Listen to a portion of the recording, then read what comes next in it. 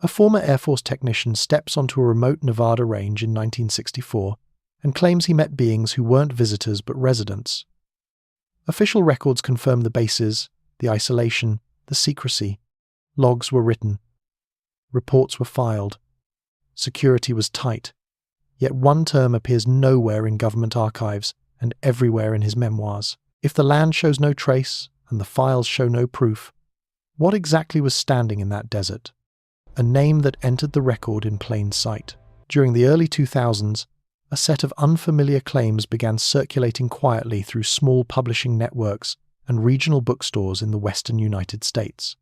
These claims did not appear in scientific journals, government reports, or official investigations. They emerged through a paperback memoir distributed through print-on-demand services, written by a former military technician who had spent part of his early adulthood working at restricted desert facilities. The language was restrained, the structure conventional, and the tone similar to other personal service accounts. Only later did the terminology used inside the book become recognizable to wider audiences. Public records show that the physical locations referenced in the narrative are well established. Nellis Air Force Base, northeast of Las Vegas, has operated since 1941 as a major training and testing installation. Its associated Nevada Test and Training Range spans more than 12,000 square miles of controlled airspace and desert terrain. Indian Springs, Nevada, located roughly 70 kilometers northwest of Las Vegas, developed alongside this infrastructure. During the 1950s and 1960s, the town served as a logistical and residential center for personnel assigned to radar stations, observation posts, and auxiliary airfields. The airstrip later became Creech Air Force Base. Official base histories document multiple changes in command structure and mission focus between 1960 and 1970, while maintaining continuous operational activity. These locations form the geographic framework of Charles James Hall's published account. Hall's name becomes visible in public bibliographic records through the release of Millennial Hospitality in November 2002. The book was issued by First Book Library, a print-on-demand publisher that specialized in author-funded releases. The work was presented as a memoir and attributed to Hall, though the narrator was identified under the pseudonym Charlie Baker.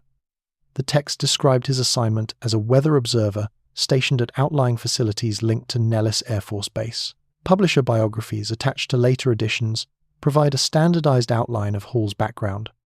According to these statements, he enlisted in the United States Air Force in July 1964 and served until May 1968. His service record includes a deployment to Vietnam. Following his discharge, he completed undergraduate studies and earned a master's degree in applied nuclear physics from San Diego State University in 1973. These biographical details appear consistently across promotional materials, distributor listings, and author profiles.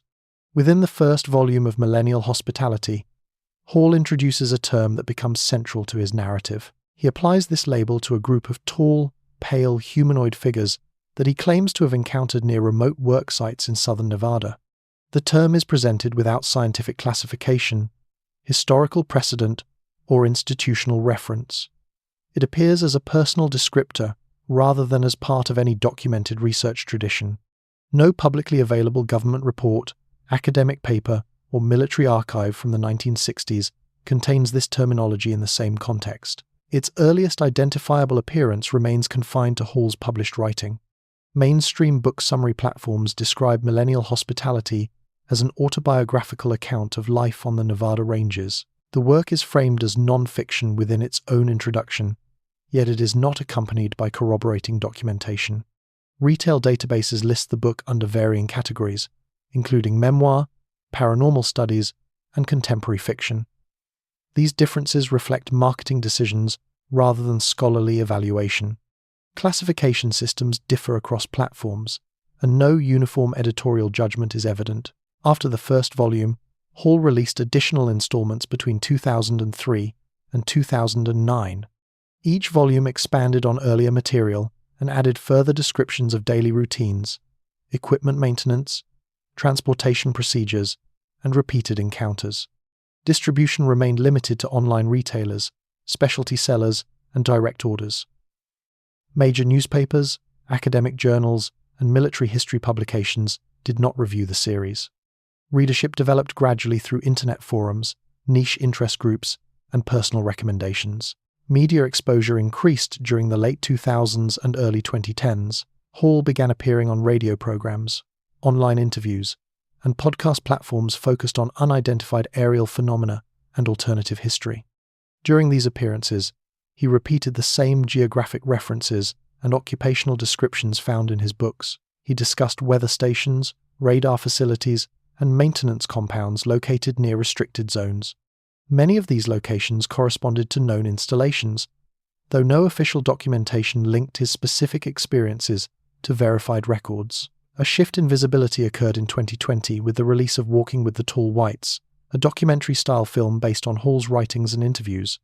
The production credited Millennial Hospitality as its primary source. The film featured reenactments, aerial footage of Nevada terrain, and extended segments of Hall's narration. While the format broadened public awareness, it introduced no new primary evidence. The structure of the account remained unchanged. Reference materials on 20th century UFO literature later incorporated Hall's work into broader classification systems. Online encyclopedias and compendiums grouped his publications alongside earlier contactee narratives from the 1950s and 1960s, often categorized as Nordic or human-like encounter reports. These classifications document organizational practices within the field, rather than institutional endorsement. They indicate how editors arrange recurring narrative patterns across decades. The timeline of Hall's claims is narrow and verifiable at the level of publication history. His military service, as described in publisher biographies, occurred between 1964 and 1968. His first public account appeared in 2002. No earlier interviews, diaries, or official statements attributed to him have been located in public archives.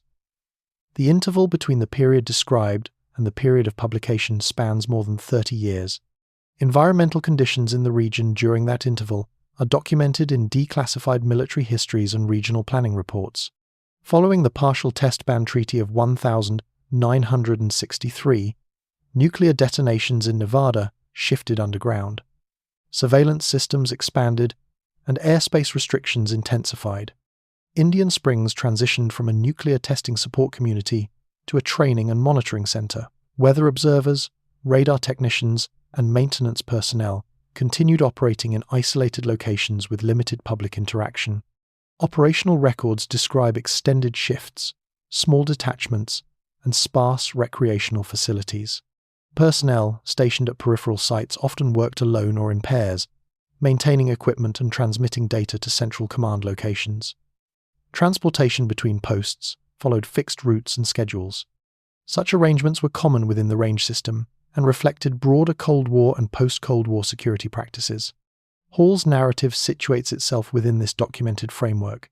He refers to specific job duties, reporting procedures, and equipment types consistent with Air Force technical operations of the 1960s. He names supervisors, fellow airmen, and administrative officers. Some surnames correspond to those found in historical rosters, although no independent verification connects those individuals to his account. The presence of realistic administrative details contributes to internal consistency but does not establish external confirmation.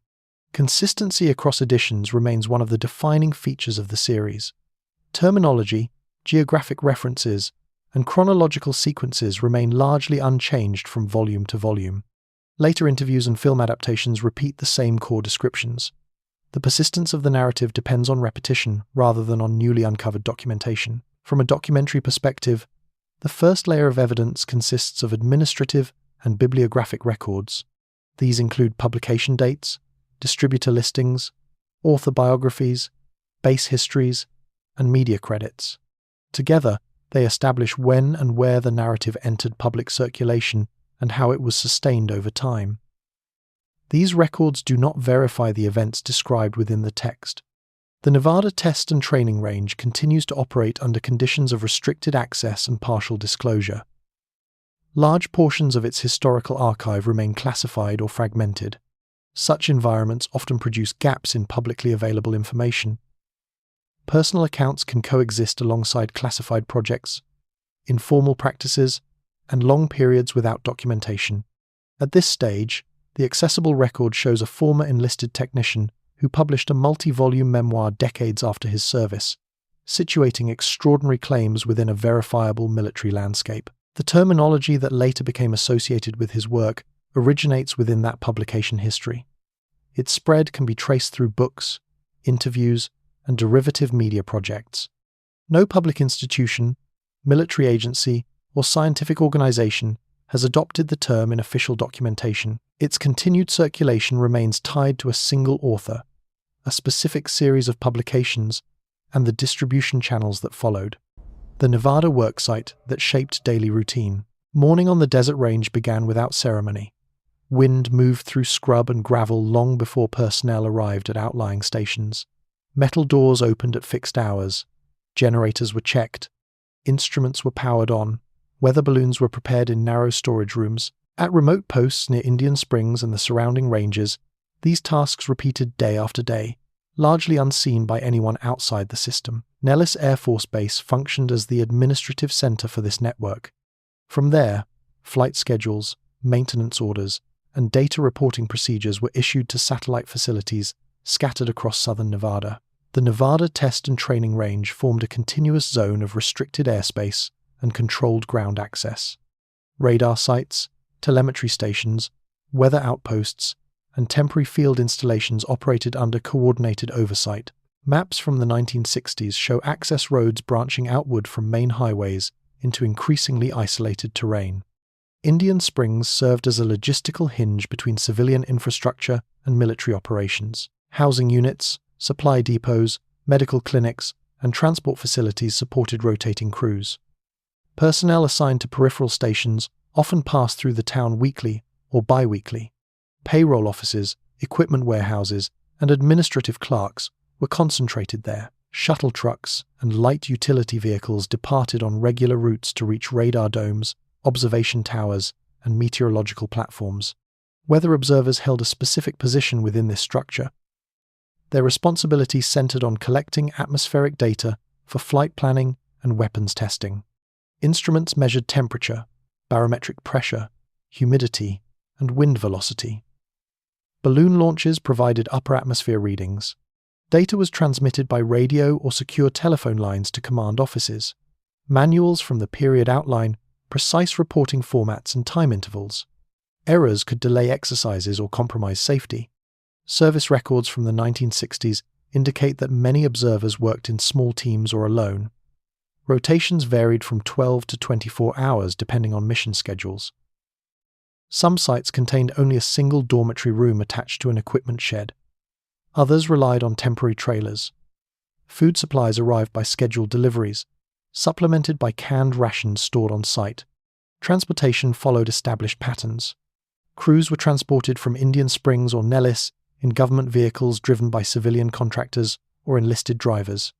Routes avoided public roads where possible. Fenced corridors and controlled checkpoints limited civilian access. Signs warned of restricted zones, though much of the boundary relied on distance and terrain rather than physical barriers. Communication systems formed the backbone of daily operations. VHF and UHF radios connected outposts to central control rooms. Backup landlines ran through buried cables. Protocols required hourly status updates. Logs recorded equipment performance, weather changes, and personnel movements. These records were archived locally before being transferred to base offices. Surveillance and testing activity increased after 1963, when atmospheric nuclear testing ceased. Underground detonations, missile trials, and advanced aircraft evaluations required precise environmental monitoring. Weather data became essential for predicting fallout patterns, sonic booms, and radar interference. As a result, peripheral stations expanded their instrumentation while maintaining small staffing levels. Living conditions reflected the functional priorities of the system. Interiors were practical and sparse. Metal desks, folding chairs, and wall-mounted charts dominated workspaces. Personal items were limited to lockers and footlockers. Recreational facilities were rare. Some sites maintained a single television powered by generator. Others relied on paperback books and radio broadcasts. Personnel rotated frequently. Assignments lasted from several weeks to several months. Replacement crews arrived before predecessors departed, allowing brief handovers. These transitions transferred local knowledge about equipment quirks, weather patterns, and supply schedules. Informal notes were sometimes taped near consoles to warn of recurring malfunctions. Maintenance responsibilities fell partly on observers themselves. Simple repairs were expected to be handled on site. Replacement parts were stocked in small inventories. Larger failures required visits from technical teams based at Nellis. Response times varied depending on weather, flight schedules, and security priorities. Administrative oversight emphasized compliance and reliability. Inspection teams visited periodically to verify procedures. These inspections reviewed logbooks, calibration records, and safety practices. Deviations were documented and corrected. Performance evaluations influenced future assignments and promotion opportunities. Isolation affected daily rhythms. Many outposts sat beyond visual range of other facilities. Night shifts amplified this separation. Wind, distant aircraft noise, and generator hum formed the primary ambient sound. Light pollution was minimal. Stars and distant city glow marked the horizon. These conditions were noted in personal letters and base newsletters of the period. Medical services operated on a limited basis. Minor injuries were treated on site. Serious cases required transport to base clinics or civilian hospitals in Las Vegas. Emergency protocols designated evacuation routes and helicopter landing areas near certain stations. Drills were conducted annually. Supply chains followed predictable cycles. Fuel, water, food, and technical materials arrived on weekly or bi-weekly schedules. Delays occurred during storms or high-security operations. Temporary shortages were managed through rationing. Storage tanks and reserve lockers mitigated interruptions. Security procedures varied by location. Some sites maintained armed guards. Others relied on electronic monitoring and restricted access lists. Identification badges were checked at checkpoints. Visitors required advance authorization. Photography was generally prohibited. These measures reflected broader Cold War security policies. Training emphasized routine competence rather than improvisation. Technical manuals governed nearly every task. New personnel completed classroom instruction at Nellis before field assignment. Simulated drills prepared observers for equipment failure, power outages, and communication loss. Evaluation reports from the period stress adherence to protocol. Personnel records show that many individuals assigned to these posts came from rural or small-town backgrounds. Prior experience with outdoor work, mechanics, or radio operation influenced placement. Interviews conducted decades later often reference adjustment to desert conditions as a defining challenge. Environmental monitoring extended beyond weather. Radiation sensors, seismic instruments, and acoustic detectors operated alongside meteorological equipment. Data streams converged at centralized analysis centers. Observers were responsible for maintaining the reliability of multiple systems, sometimes simultaneously. Social interaction remained limited. Occasional shared meals at Indian Springs or Nellis provided opportunities for conversation. Otherwise, contact occurred through radio transmissions and brief handovers.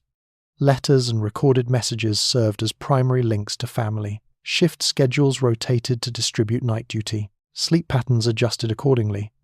Blackout curtains, earplugs, and makeshift cooling systems helped manage daytime rest. Summer temperatures frequently exceeded 38 degrees Celsius. Winter nights dropped below freezing. Equipment and personnel adapted to these extremes. Local geography shaped operations. Dry lake beds served as landing strips. Mountain ridges interfered with radio signals. Dust storms reduced visibility and damaged sensors. Maintenance routines incorporated cleaning and recalibration cycles to address these conditions. Official histories describe the range system as a layered structure of overlapping missions. Training flights, weapons testing, and experimental programs often operated simultaneously. Coordination depended on accurate environmental reporting. Weather observers occupied a supporting but essential position within this structure. Daily life at these worksites followed predictable sequences. Equipment checks preceded data collection. Reports were transmitted at scheduled intervals. Maintenance tasks filled gaps between transmissions. Meals were consumed at fixed times. Logs were updated before shift changes. This repetition defined the operational environment. The physical layout of many stations reinforced this rhythm. Control rooms opened onto small sleeping quarters. Storage sheds sat nearby. Antenna towers rose above low-profile buildings. Access roads ended at locked gates. Surrounding terrain remained undeveloped.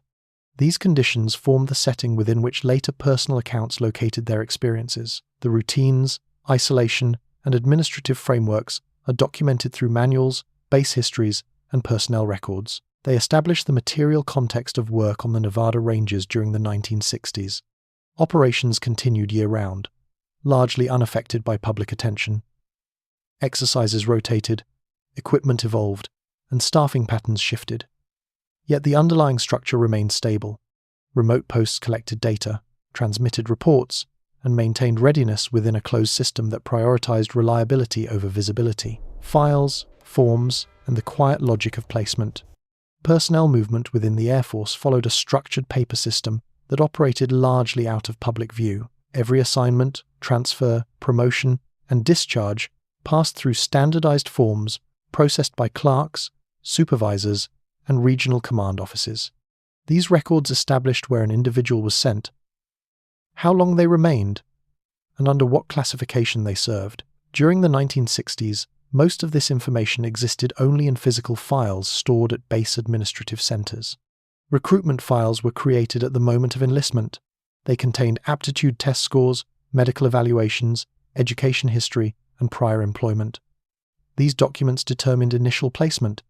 Candidates with higher technical scores were routed toward electronics, meteorology, radar operations, or weapons support roles. Others were assigned to logistics, transport, or maintenance. The process emphasized functional matching rather than personal preference. After basic training, personnel entered specialty schools. Weather observers, for example, attended meteorological instruction programs that covered data collection, instrumentation, and reporting procedures. Graduation certificates and evaluation summaries were added to service folders. These documents influenced eligibility for certain postings. Remote or sensitive sites typically required completion of specific training modules and satisfactory conduct reports. Assignment orders were generated through regional manpower offices. These orders listed destination, reporting date, duty classification, and expected tour length. Copies were sent to receiving units, transportation offices, and payroll departments. Individuals usually received their orders several weeks in advance, allowing time for logistical preparation. Emergency reassignments occurred but were comparatively rare. Duty rosters maintained at base level recorded daily staffing. These rosters showed which individuals were scheduled for specific shifts and locations. Peripheral stations received personnel lists by courier or secure transmission. Supervisors updated rosters when replacements arrived or when medical leave, disciplinary action, or reassignment altered availability. Transfer procedures followed similar patterns.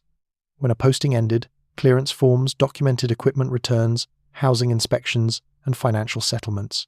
Exit interviews were summarized in short memoranda. Updated orders then reassigned the individual to another unit, training program, or separation center. Each step generated additional paperwork. Personnel files were reviewed regularly. Performance evaluations, known as efficiency reports, were completed annually or semi-annually. Supervisors rated reliability, technical competence, and adherence to regulations. These ratings affected promotion eligibility and future placement. High scores often led to advanced assignments or instructor roles. Lower scores, limited options. Medical records formed a parallel archive. Physical examinations, treatment notes, and fitness assessments were stored separately but referenced in personnel files. Certain medical classifications restricted access to high-altitude flights, isolated posts, or classified environments.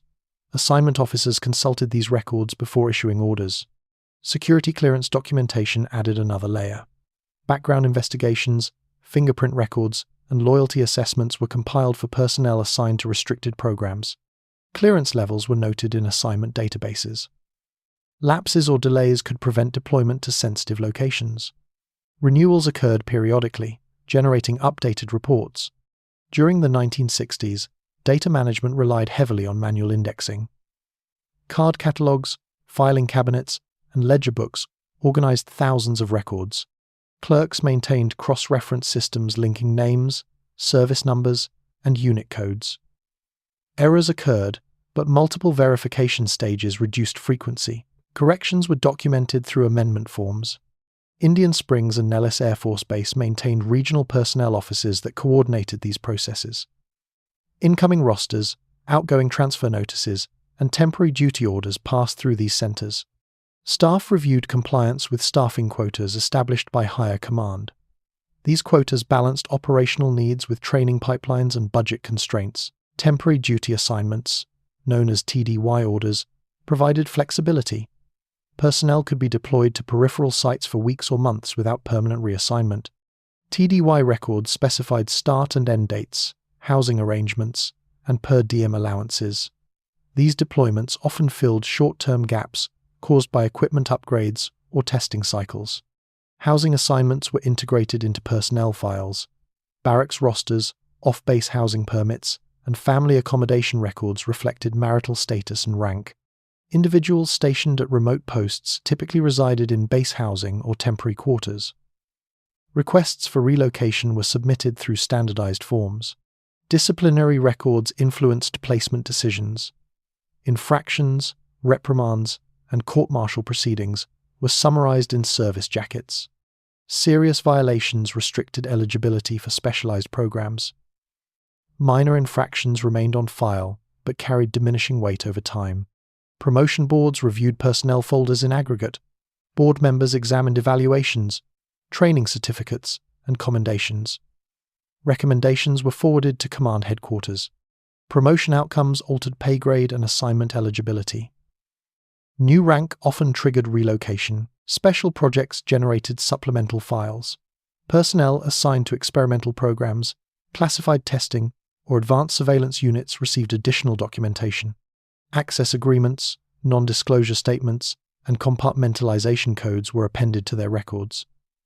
These files were stored separately and often remained classified for decades. Leave records tracked authorized absences, vacation periods, emergency leave, and convalescent leave were logged. Excessive leave usage or unauthorized absences affected evaluations. Travel destinations were sometimes noted, particularly for overseas personnel. Education records continued after enlistment. Enrollment in correspondence courses, night classes, and technical certifications was documented. Completion of advanced coursework increased eligibility for specialized units. These records supported later civilian credential recognition. Separation procedures mirrored enlistment protocols. Discharge papers summarized service history, awards, and disciplinary status. Copies were filed with military archives and provided to veterans. These documents later served as the primary source for pension and benefits claims.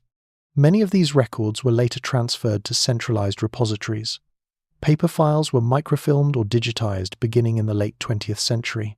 Some archives suffered loss through fire, misfiling, or administrative consolidation.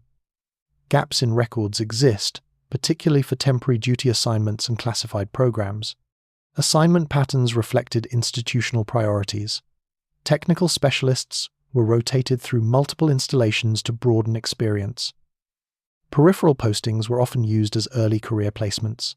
Senior technicians and officers received more stable assignments. These patterns appear consistently in surviving rosters and evaluation reports. The architecture of placement relied on cumulative documentation.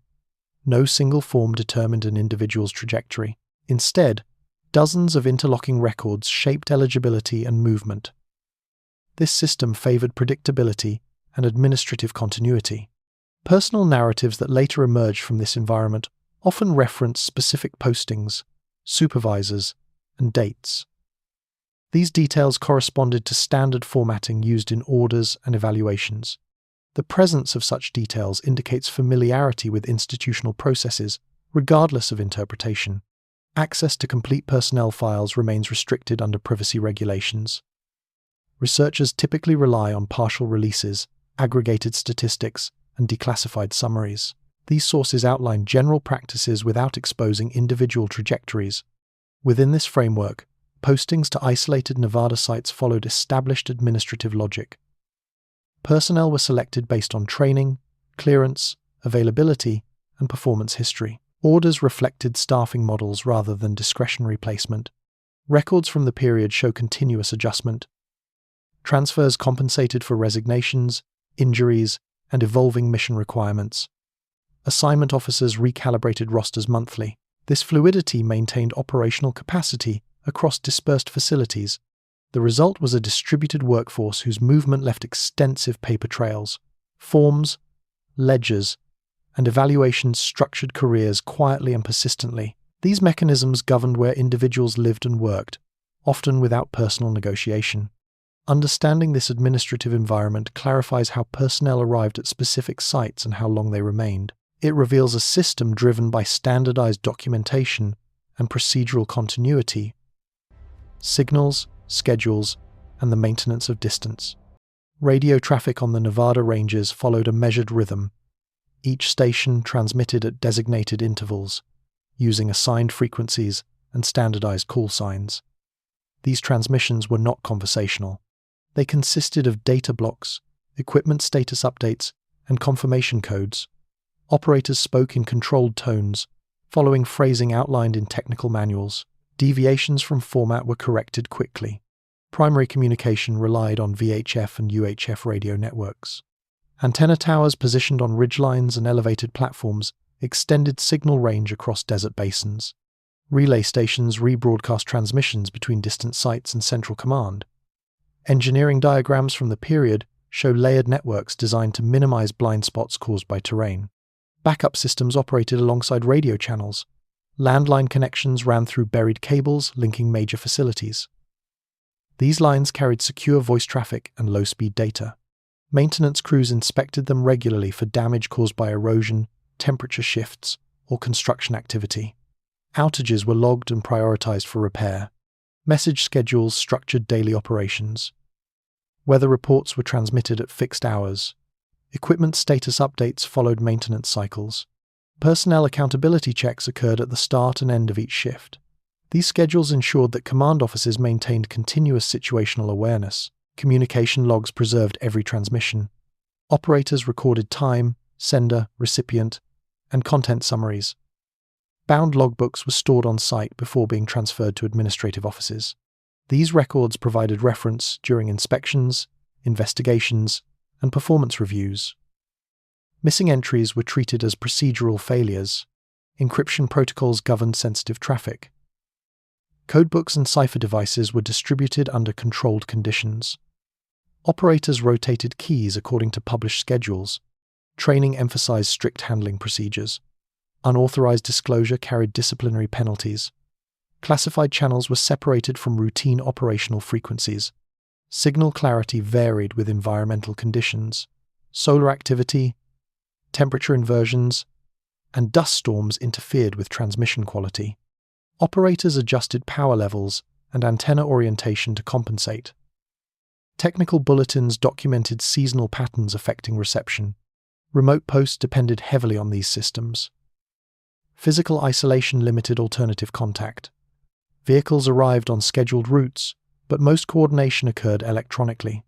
Medical consultations, supply requests, and emergency alerts traveled through radio or landline channels. Communication reliability directly influenced operational safety. Emergency protocols defined priority traffic. Distress codes triggered immediate response. Command centers monitored designated frequencies continuously. Rescue teams, medical units, and transport crews mobilized according to pre-arranged procedures. Drills tested these systems annually. Reporting chains followed hierarchical pathways. Data flowed from outposts to sector controllers, then to base headquarters. Analysts reviewed incoming information before forwarding summaries to higher command. Feedback traveled back through the same channels. This structure reduced direct lateral communication between peripheral sites. Time synchronization supported these processes. Stations calibrated clocks using radio time signals and central broadcasts. Accurate timekeeping ensured alignment of reports and coordinated activities. Discrepancies were corrected during inspections. Equipment maintenance formed a parallel communication function. Technicians reported faults using standardized codes. Spare parts were requested through electronic requisitions. Repair schedules were coordinated via radio and secure telephone. Documentation accompanied each transaction. Training emphasized disciplined communication habits. New operators practiced scripted transmissions. Instructors corrected pacing, pronunciation, and procedural compliance. Certification required demonstration of error-free performance under simulated stress conditions. Weather observers transmitted specialized data streams. Upper atmosphere readings, wind profiles, and pressure gradients followed prescribed formats. Encoding reduced transmission length and minimized ambiguity.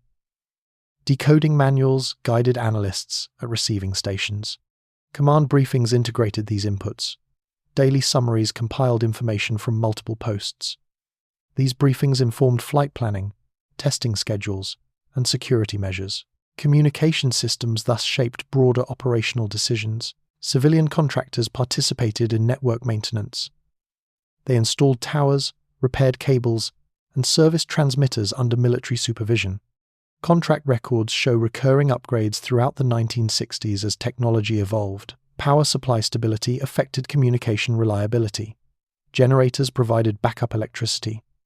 Fuel reserves were maintained to support extended outages. Operators monitored voltage levels and reported fluctuations. Power failures were logged alongside signal disruptions. Noise management was necessary in shared facilities. Control rooms contained multiple radios and monitoring devices. Headsets and sound dampening panels reduced interference. Operators rotated positions to manage fatigue. Interstation coordination occurred during complex exercises. Multiple sites synchronized transmissions to support flight corridors and test windows. Timing errors could delay operations. After-action reports reviewed communication performance and recommended adjustments. Personal messages followed separate channels. Authorized calls and letters passed through base offices. Informal radio contact between sites was discouraged. Policy aimed to preserve channel availability for operational use. Record retention policies governed archive practices. Logs and transcripts were stored for defined periods before transfer or destruction. Classified material followed longer retention schedules. Access required authorization. Technology upgrades introduced gradual changes. Solid-state transmitters replaced older vacuum tube systems. Digital encoding began supplementing analog signals in later years. Training programs adapted accordingly. Environmental monitoring extended to communication infrastructure. Corrosion, sand accumulation, and thermal stress degraded components. Maintenance schedules incorporated cleaning and replacement cycles. Inspection teams evaluated communication readiness. They tested response times, signal strength, and protocol compliance. Findings influenced funding allocations and personnel evaluations. Communication discipline reinforced organizational culture. Adherence to format and schedule reflected broader expectations of reliability. Deviations were viewed as indicators of operational risk. Personnel adapted to long periods of limited interaction. Routine transmissions provided structure. Silence between reports marked normalcy rather than absence. Operators learned to interpret subtle variations in traffic patterns. Coordination with external agencies occurred when necessary.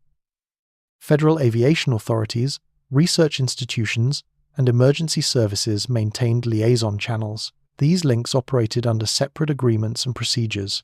Language standards reduced ambiguity. Phonetic alphabets, numerical conventions, and procedural phrases minimized misunderstanding. Training emphasized consistent usage. Equipment inventories tracked serial numbers, calibration dates, and service histories. Communication failures were traced through these records. Replacement decisions relied on documented performance trends. Network resilience depended on redundancy. Multiple paths ensured continuity. If one relay failed, alternate routes carried traffic. Engineering plans prioritized overlapping coverage. Seasonal variations influenced workload. Testing schedules intensified during certain months. Communication volume increased accordingly. Staffing adjustments compensated for demand. Over time, operators developed familiarity with recurring voices and call signs. This familiarity remained informal. Official practice required neutral, standardized interaction regardless of personal acquaintance. These systems sustained coordination across dispersed facilities. Signals moved through layered networks. guided by schedules and protocols. Distance was managed through routine transmission and documentation rather than physical proximity.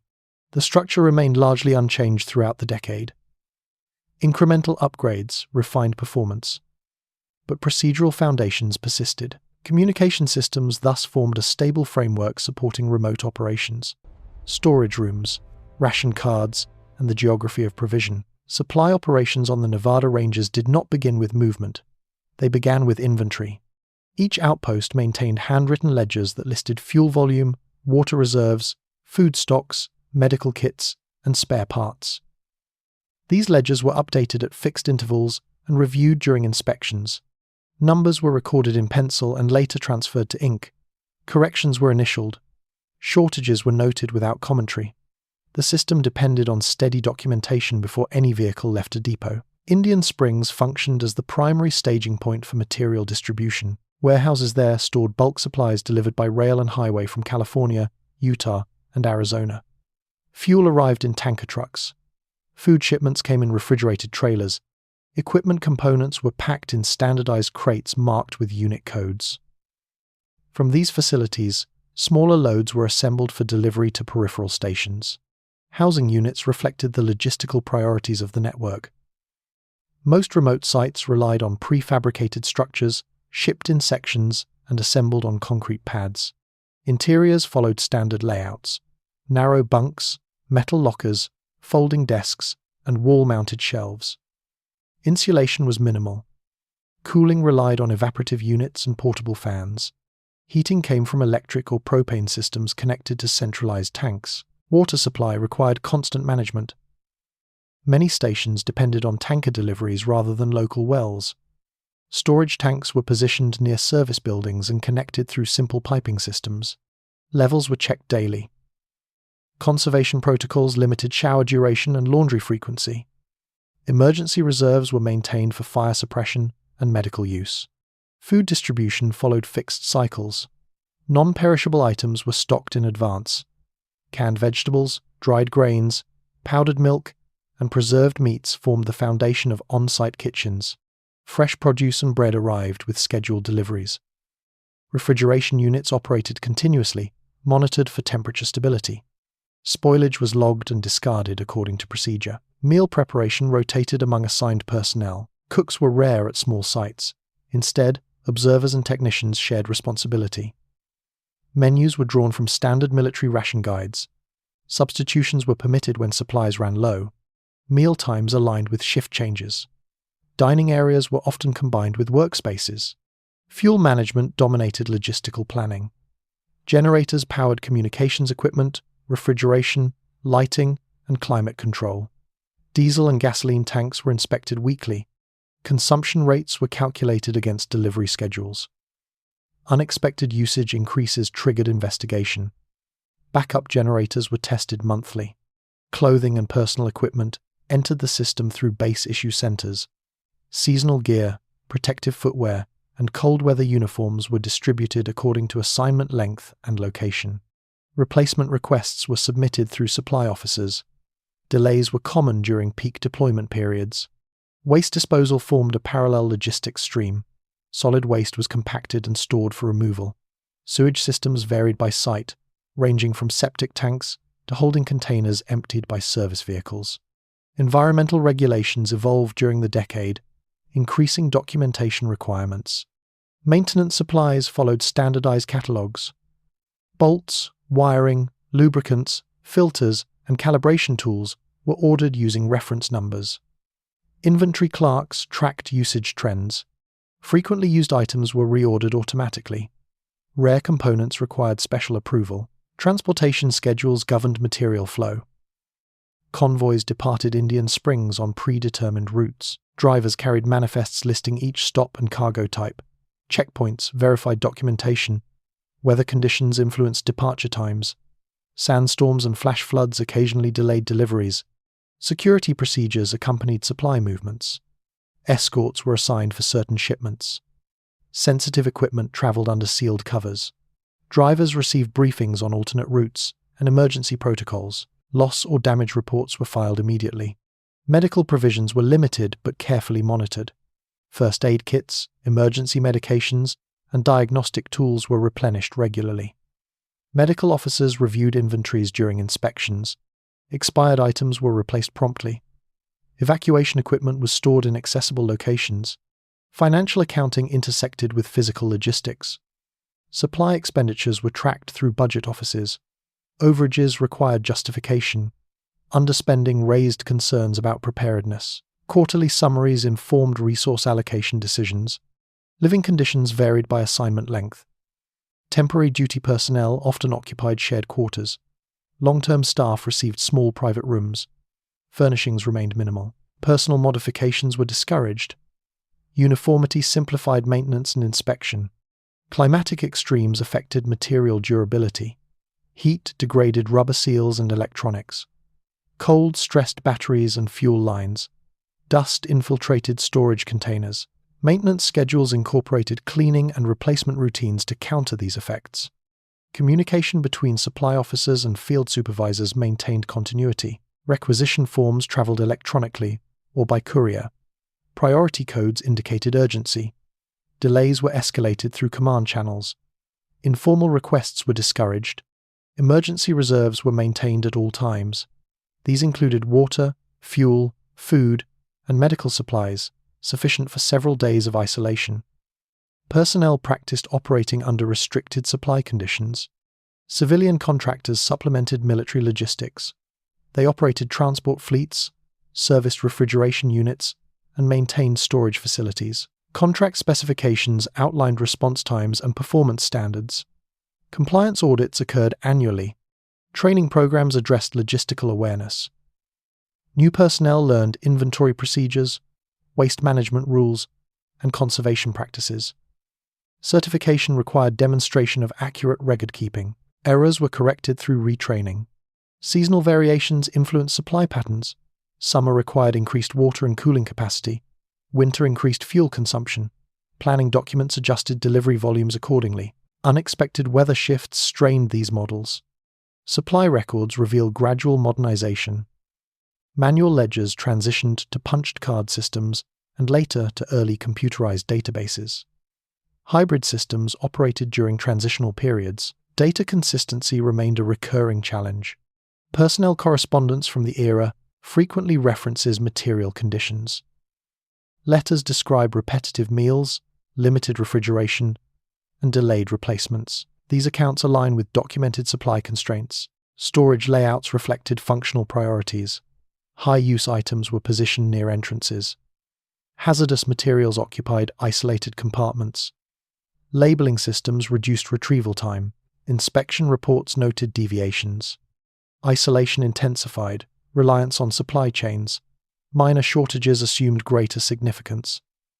Improvised solutions became common. Empty containers were repurposed.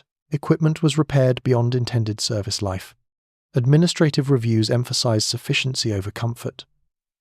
Reports focused on availability, reliability, and compliance. Quality of life considerations appeared rarely. Operational continuity remained the primary metric. The material network linking Indian Springs, Nellis, and peripheral posts operated continuously. Deliveries, inventories, and maintenance cycles overlapped. This system sustained daily routines without drawing public attention. Stability depended on predictability. When schedules held, living conditions remained manageable.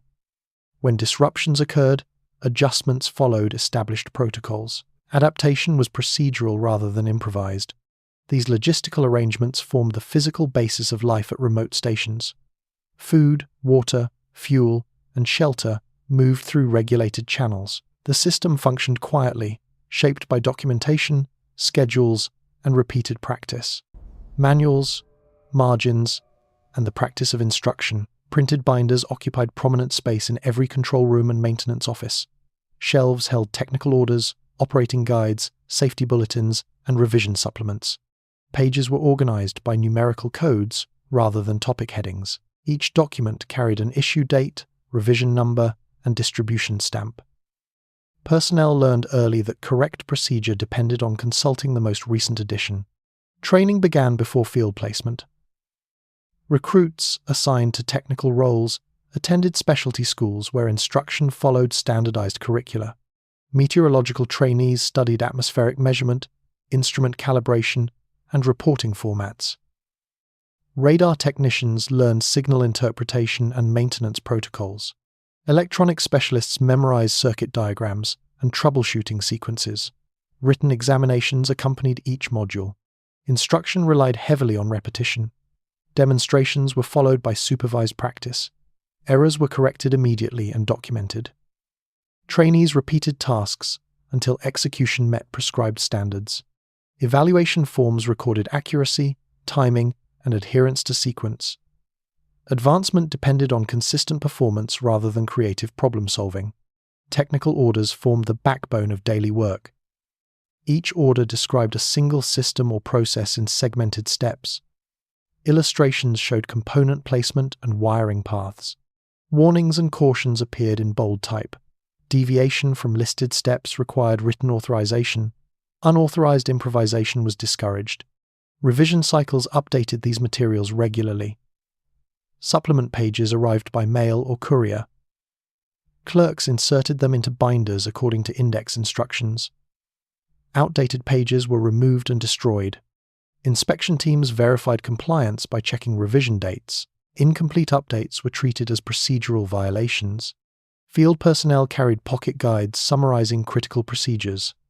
These condensed manuals listed emergency actions, shutdown sequences, and fault codes. Laminated covers protected against dust and moisture. Loss of these guides required immediate replacement. Certification processes formalized competence. After completing training modules, individuals underwent practical examinations. Supervisors observed task execution under controlled conditions.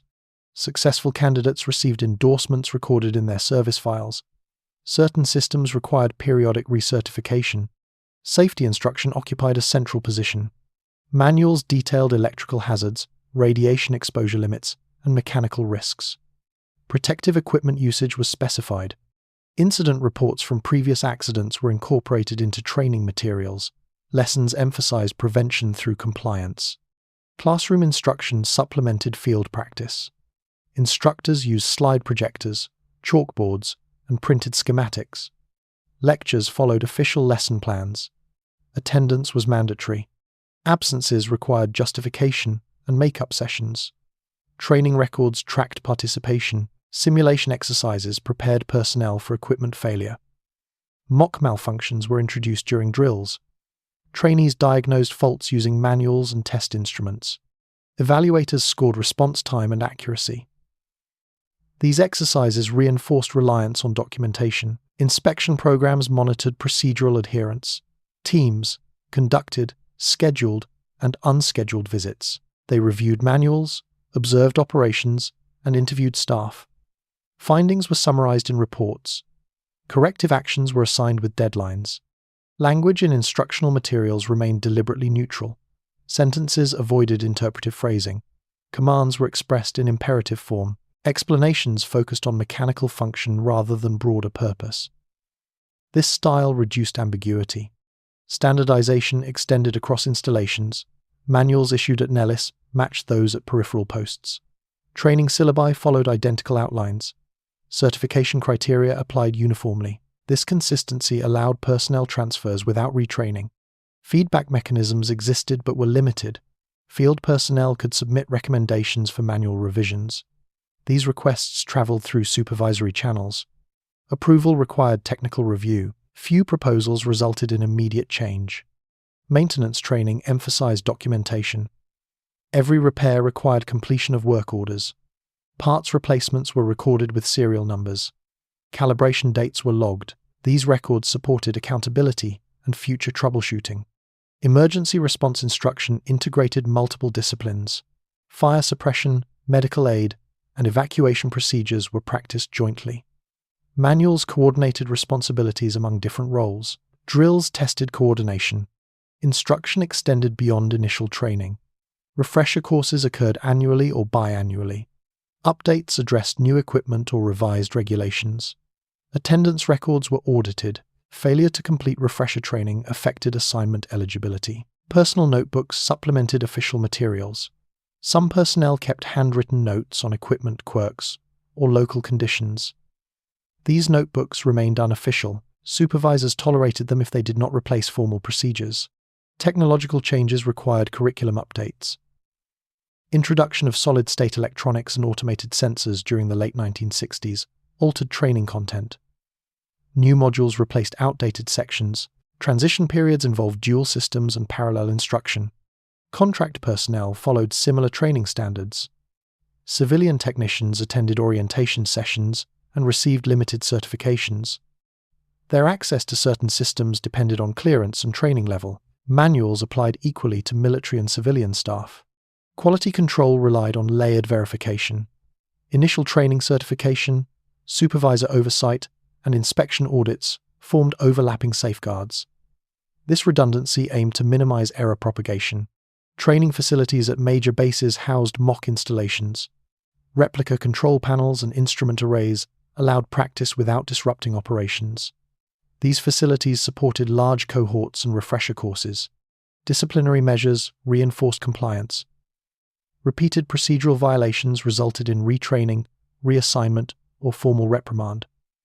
Records reflected these actions. Instruction and discipline functioned as connected systems. Written tests evaluated theoretical understanding. Questions focused on manual content. Open book formats were sometimes permitted, emphasizing reference skills. Scores influenced promotion recommendations. Visual aids played a significant role. Wall charts depicted system layouts. Color-coded diagrams marked hazard zones. Flow charts outlined response sequences. These aids complemented textual instruction. Training materials reflected hierarchical structure. Basic manuals addressed entry-level tasks. Advanced volumes covered supervisory responsibilities and system integration. Progression through this hierarchy marked career development. Time allocation for training was regulated. Schedules balanced operational duties and instruction hours. Command directives specified minimum annual training requirements. Deviations required approval. Record-keeping preserved instructional history. Training completions, certifications, and evaluations were stored in personnel files. These records supported later audits and reassignment decisions. Environmental conditions influenced instruction.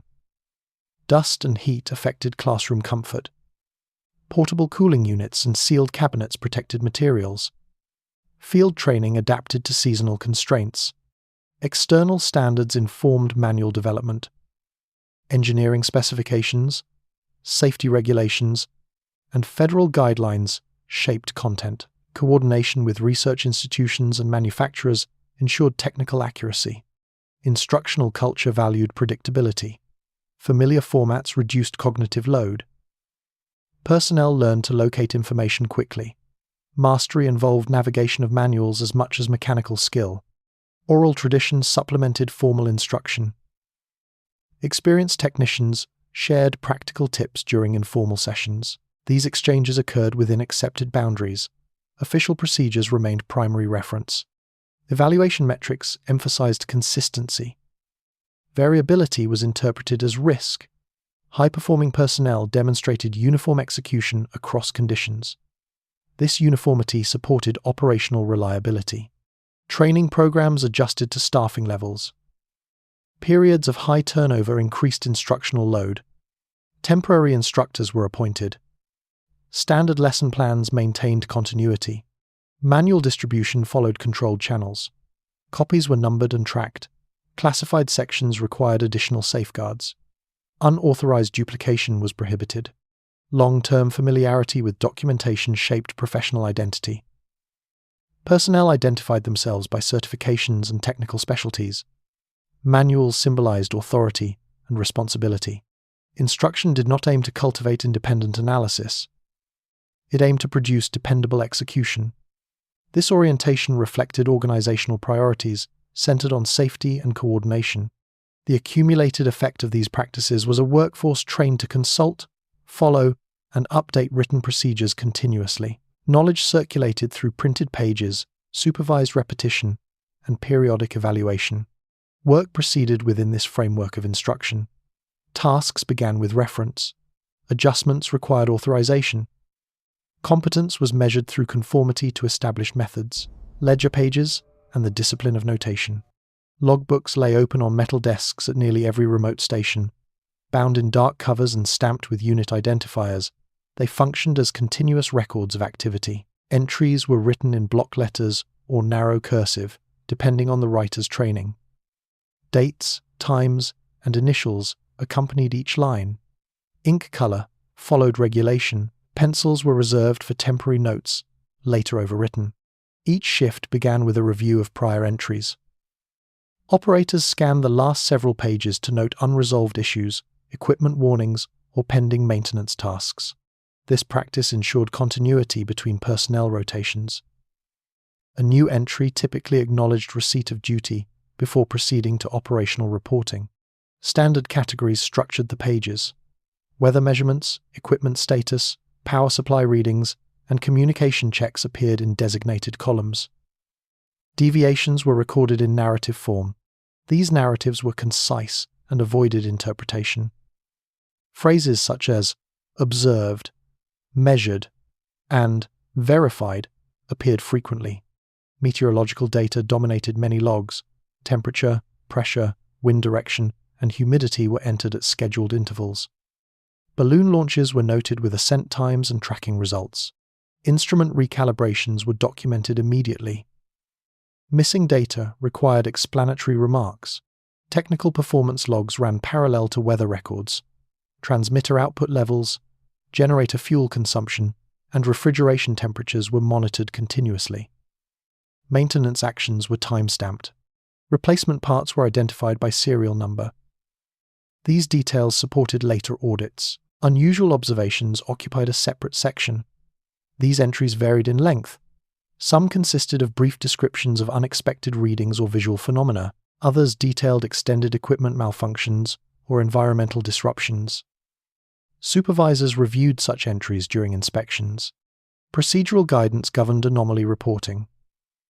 Manuals specified terminology and formatting. Observers were instructed to describe conditions without speculation. For example, a signal interruption was recorded as loss of carrier rather than unknown interference. Incident reports supplemented daily logs. When events exceeded routine parameters, separate forms were completed.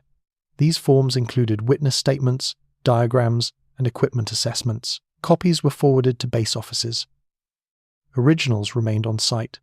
Log retention policies required preservation for defined periods. Most daily logs were stored locally for several months before transfer. Central archives received selected volumes. Classified material followed longer retention schedules. Access required authorization. Handwriting analysis occasionally featured in internal reviews. Legibility affected evaluation scores. Training programs emphasized clear script. Correction, fluid, and erasures were prohibited. Mistakes were crossed out and initialed. Shift handover entries served as transitional records. Outgoing personnel summarized current conditions and outstanding tasks. Incoming staff acknowledged receipt. These entries reduced reliance on verbal communication, particularly during night rotations. Environmental events generated detailed records. Dust storms, flash floods, and temperature extremes were documented with time sequences and equipment impact assessments. Such entries informed future infrastructure adjustments. Electrical irregularities appeared frequently. Voltage fluctuations, circuit overloads, and generator stalls required immediate notation. Maintenance crews relied on these records to diagnose recurring issues. Pattern recognition depended on consistent logging. Radiation and seismic monitoring added complexity. Sensors recorded background levels and transient spikes. Operators transcribed readings into designated forms. Unusual values triggered secondary verification. Logs preserved both initial and confirmed measurements. Supervisors periodically audited entries. They checked for completeness, formatting, compliance, and accuracy. Deficiencies resulted in corrective training. Persistent errors affected assignment eligibility. Personal annotations appeared occasionally in margins. These notes often referenced equipment behavior under specific conditions. Official policy discouraged such additions, yet enforcement varied. Marginalia rarely entered formal archives. Communication logs complemented operational records. Every transmission was summarized. Call signs, frequencies, and message types were noted. Encryption usage was indicated. These logs supported later reconstruction of events. Medical incidents were documented with care. Injury descriptions, treatment measures, and evacuation times were recorded. Privacy rules limited detail. Copies were forwarded to medical units. Weather-related flight delays and test postponements appeared regularly. Operators recorded decision times and notification channels. These entries demonstrated coordination between posts and command centers. Supply shortages generated standardized remarks. Fuel levels below threshold were flagged. Water rationing was noted. Delivery delays were documented with carrier identifiers. These records influenced resupply priorities. Equipment upgrades introduced new logging requirements. Installation dates, software revisions, and calibration certificates were appended. Transition periods involved parallel documentation systems. Training exercises produced simulated entries.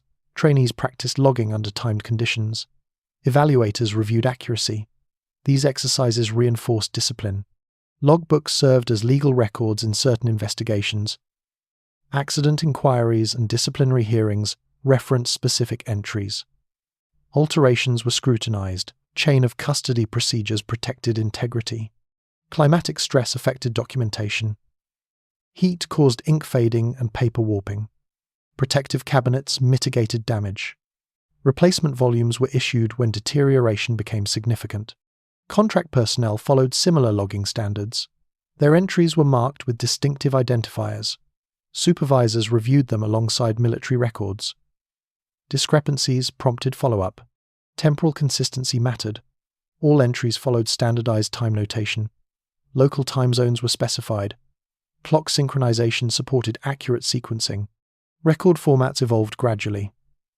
Pre-printed templates replaced blank pages at some sites. Carbon copies facilitated distribution. Hybrid systems operated during transitional phases. Interagency coordination influenced reporting. When civilian authorities participated in operations, liaison notes were included. These entries documented shared responsibilities. Data aggregation occurred at base headquarters. Clerks extracted key figures from logs and entered them into summary reports.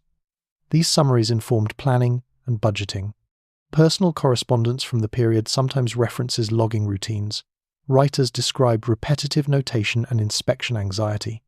Such accounts align with institutional emphasis on record precision. Error management followed defined procedures. Incorrect entries required annotation and supervisor acknowledgement. Rewriting entire pages was prohibited. Transparency was prioritized. Archival transfers involved cataloging. Volumes were labeled with date ranges and location codes. Shipping manifests tracked movement. Lost records were reported. Digitalization efforts began late in the 20th century. Selected logs were scanned. Metadata tagged dates and locations. Original paper copies were retained. Classification reviews affected accessibility. Some records were downgraded over time. Others remained restricted. Public researchers encountered partial datasets. Repetitive structure characterized most entries. This uniformity simplified review. Variations signaled potential issues.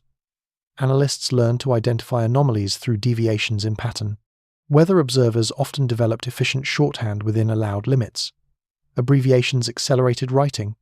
Manuals defined acceptable forms. Unauthorized shorthand was discouraged. Inspection feedback emphasized narrative clarity. Overly brief descriptions were criticized. Excessive detail was also discouraged. Balance was expected. Coordination between stations depended partly on shared logging conventions. Comparable formats facilitated cross-site analysis. Divergent practices complicated interpretation. Administrative directives periodically revised reporting standards. New forms replaced old. Training accompanied transitions. Compliance timelines were enforced. Workload fluctuations influenced documentation density. Intensive testing periods produced dense entries. Quiet intervals yielded sparse pages. Supervisors monitored consistency. Seasonal cycles affected anomaly frequency. Summer storms and winter freezes generated more irregular readings. Logs reflected these patterns. Personnel rotations introduced stylistic variation. Some writers favored concise phrasing, others used fuller sentences. Supervisory oversight maintained overall conformity. Logbooks also recorded ceremonial and administrative events. Inspection visits, award presentations, and personnel changes were noted briefly. These entries contextualized operational data. Disputes occasionally arose over recorded facts. Witness statements were appended, supervisors mediated. Final determinations were documented. Over time, accumulated volumes formed extensive archives. Shelves held years of bound records. These archives represented institutional memory. Interpretation of these records requires familiarity with procedural language. Without such context, entries appear opaque. Specialists decode abbreviations and codes. The practice of notation shaped perception. Observers learned to frame experience within prescribed categories. Unexpected events were translated into authorized terminology. These pages preserved daily operations in compressed form. They captured routine, disruption, and response within narrow margins. The discipline of recording maintained continuity across isolated sites. Through structured notation, dispersed personnel contributed to a shared informational system, badges, boundaries, and the architecture of access. Entry into restricted areas began with a physical marker. Identification cards were issued at base processing centers and laminated on site. Each card displayed a photograph, service number, clearance category, and expiration date. Color bands and embedded symbols indicated access levels. Personnel presented these cards at checkpoints, control rooms, and secured storage facilities. Verification was routine and unremarkable, repeated dozens of times each day. Security classification operated through layered categories. Documents, equipment, and locations were assigned designations that determined who could view, handle, or discuss them. These categories were printed on covers, stamped on pages, and encoded in filing systems. Training programs emphasized recognition of these markings. Mishandling classified material carried formal penalties. Background investigations preceded access approval. Applicants completed detailed questionnaires covering residence history, employment, financial obligations, and personal associations. Investigators verified references and conducted interviews. Local law enforcement agencies contributed records. Results were summarized in evaluation reports reviewed by clearance officers. Clearance determinations followed standardized criteria. Factors included reliability, financial stability, disciplinary history, and foreign contacts. Approval granted access to specific categories rather than universal authorization. Renewals occurred periodically. Interim clearances allowed temporary access under supervision. Access lists governed physical spaces. Each facility maintained rosters specifying authorized personnel. These rosters were posted at entry points and updated regularly. Visitors required escorts. Temporary passes were issued for maintenance crews and inspectors. All movements were logged. Secure storage systems reinforced these controls. Safes, locked cabinets, and sealed containers housed classified materials.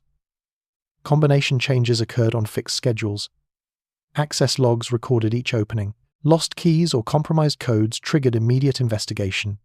Compartmentalization limited information flow. Personnel often worked with partial datasets relevant only to their assigned function. Weather observers received environmental parameters without contextual mission details. Technicians serviced equipment without operational briefings. This separation reduced unauthorized disclosure. Briefings reinforced these boundaries. Security officers conducted orientation sessions, explaining obligations and restrictions. Attendees signed acknowledgement forms. Refresher briefings repeated these requirements annually. Attendance records were maintained. Correspondence regulations extended to personal communication. Letters and packages passing through base mail facilities were subject to inspection under specified conditions. Sensitive topics were prohibited in private correspondence. Violations resulted in counseling or disciplinary action. Telephone and radio communications followed similar constraints. Certain frequencies and lines were designated for classified traffic.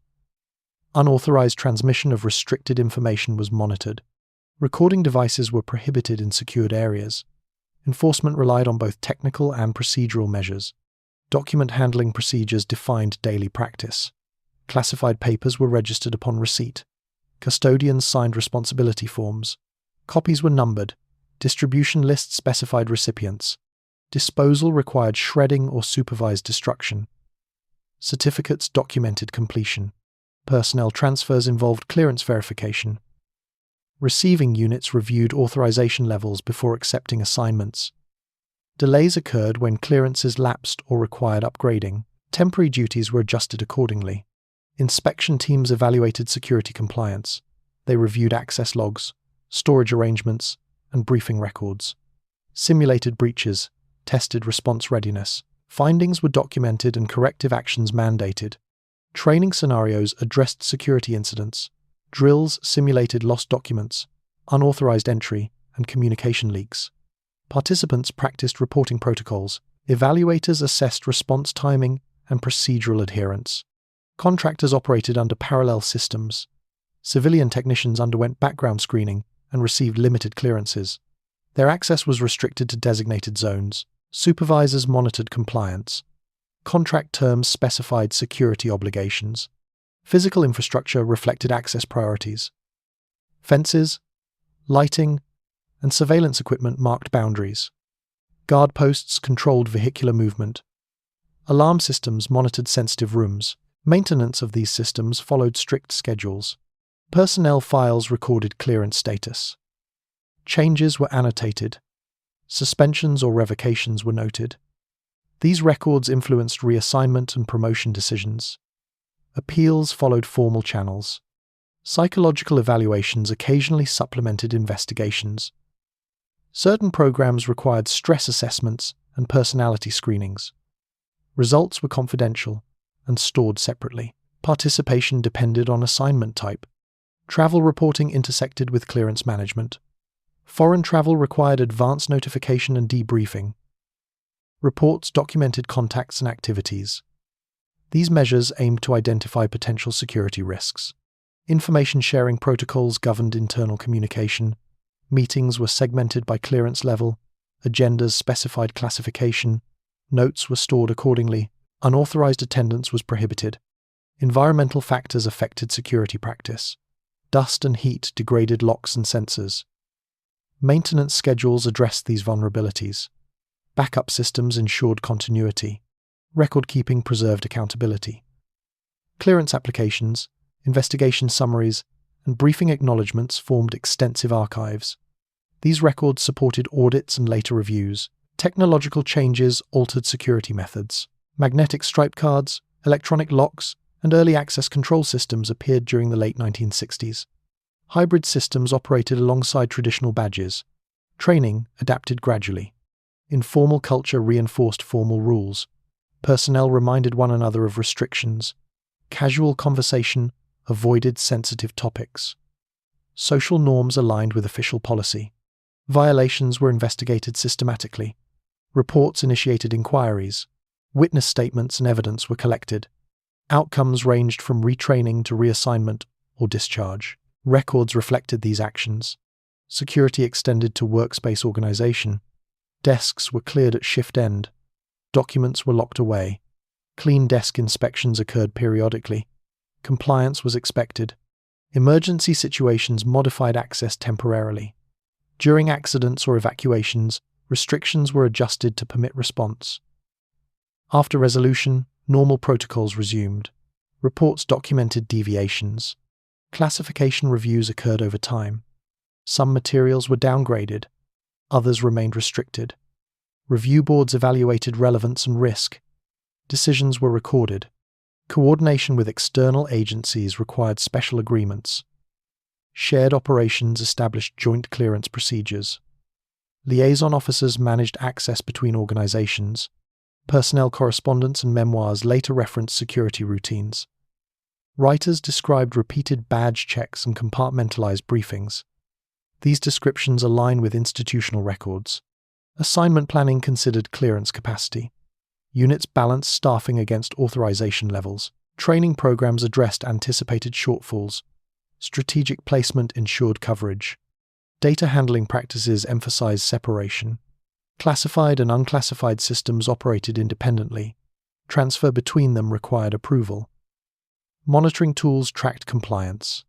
The cumulative effect of these measures was a structured environment of limited visibility. Information moved through designated channels.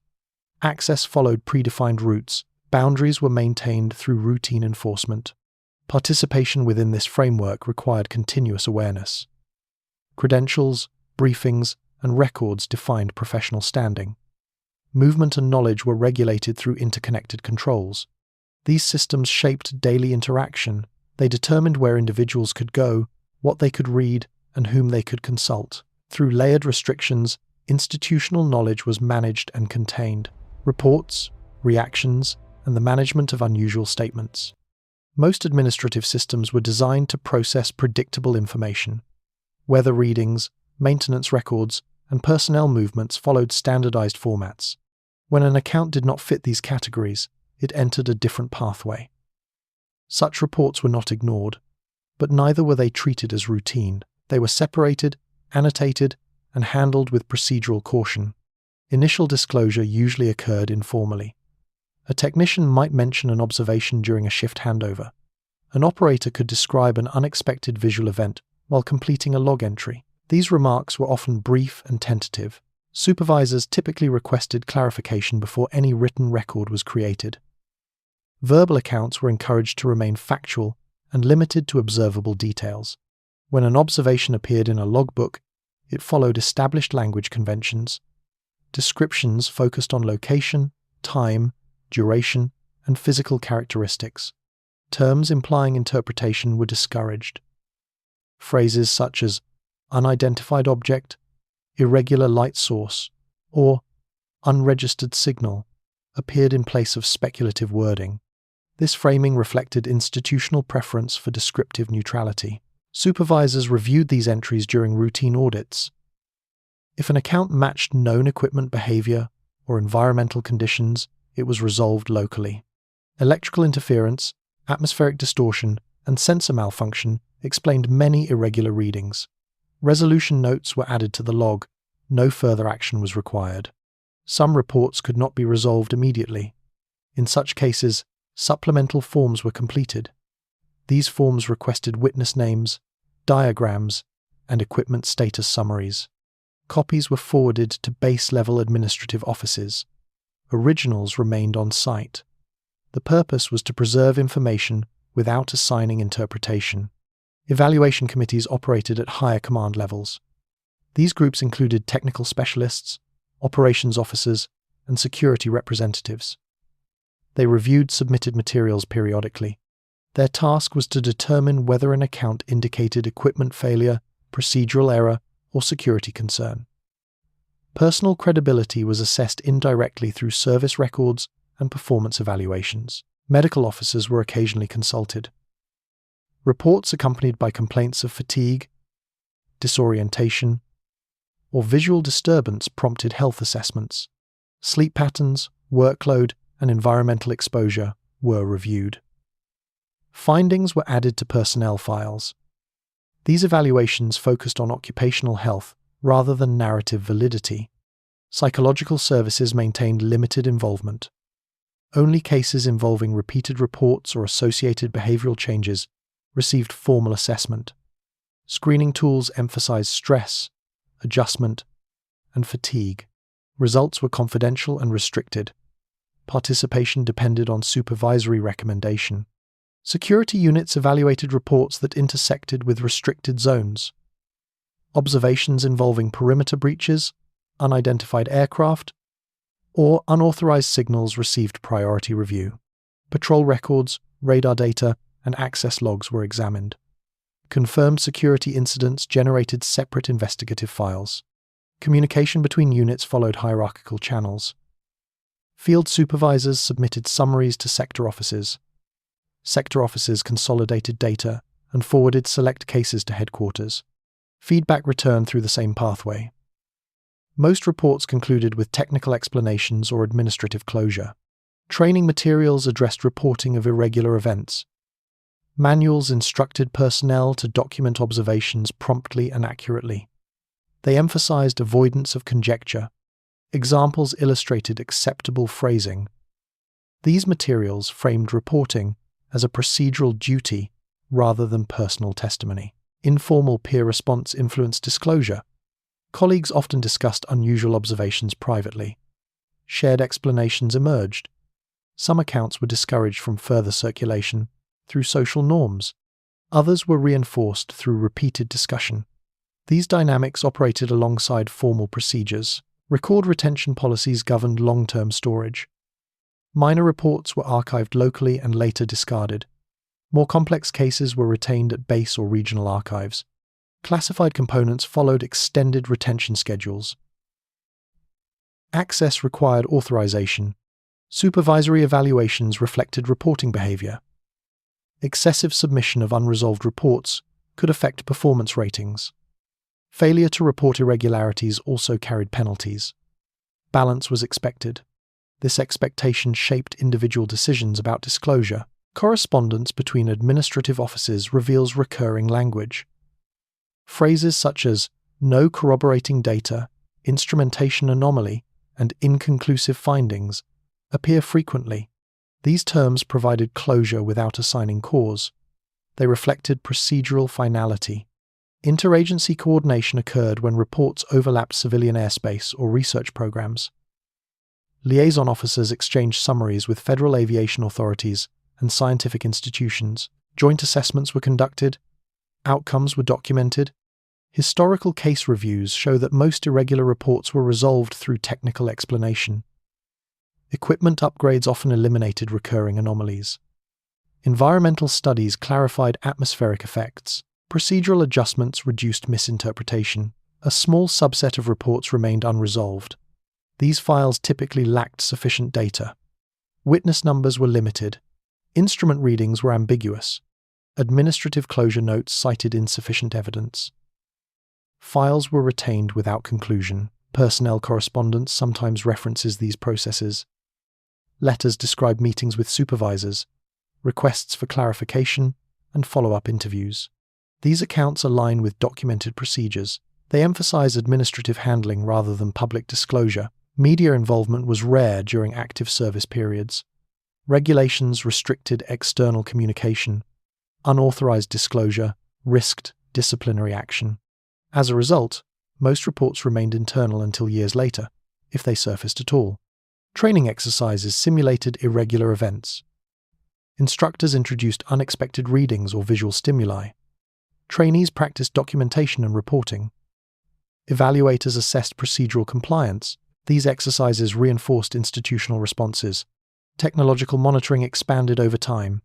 Improved radar resolution, automated logging, and centralized databases reduced ambiguity. Later systems captured data that earlier equipment could not. This evolution changed reporting frequency. Cultural factors influenced interpretation. Technical environments prioritized measurable variables. Phenomena lacking clear metrics received limited attention. Reports framed within existing categories were processed more efficiently. Administrative reviews occasionally reconsidered past cases. Declassification initiatives reopened files. Analysts reassessed data with updated knowledge. Some cases were resolved retrospectively. Others remained indeterminate. Legal frameworks shaped reporting. Military justice codes required truthful documentation. False reporting constituted an offense. This obligation reinforced cautious phrasing and limited narrative elaboration. Supervisory interviews followed structured formats. Questionnaires guided discussion. Witnesses responded in sequence. Statements were transcribed. Copies were distributed to reviewing offices. Deviations were noted. Personnel files recorded participation in investigations. These entries affected assignment eligibility.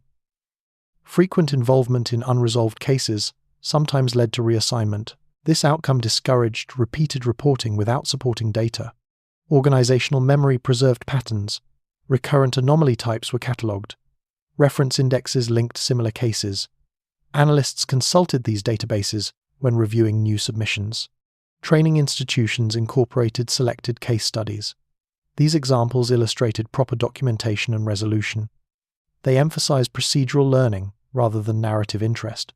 External researchers later accessed limited records. Redacted files revealed procedural steps without substantive conclusions. These releases highlighted administrative consistency. Oral histories collected decades later described the emotional restraint associated with reporting. Interviewees recalled efforts to remain neutral and concise. These recollections mirror institutional expectations. Supervisory handbooks advised calm response. Overreaction was discouraged. Managers were instructed to acknowledge reports, initiate review, and maintain routine operations.